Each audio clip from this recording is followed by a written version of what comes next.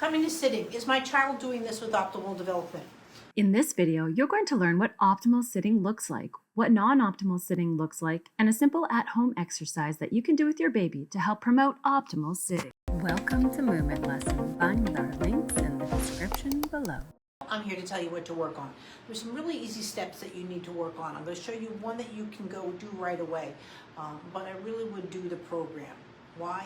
We have to stop looking at just the actions. We have to look at the quality. You have a bit of a pelvic tilt going here. Now again, you're worried of what you heard the pediatrician say is straight. Did he just do this with the hips and the hips seem straight? That might be where his response is. But what she's talking about, shouldn't do it as an old lady, but we also shouldn't do it as a child. We shouldn't sit here and slouch. What it is that our pubic bone strike comes into play, and it just brings us naturally up like a tree growing, right? And so when you're looking at coming to sitting, he's pushing up. Really, with coming to sitting, he should just be looking for something in the air and going to grab it.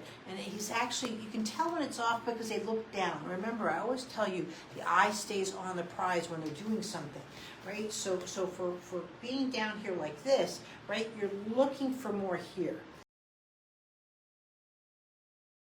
You can just put your child on your lap. You can be watching TV. You can be at dinner. I have marks on my baby to show midline, right? But what you have is this. See where my eyes go even on my baby? What you want is that. See how my eyes look at you?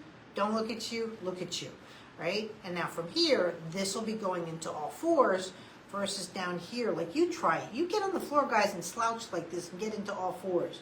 No, you'll have to recorrect it. Babies don't recorrect.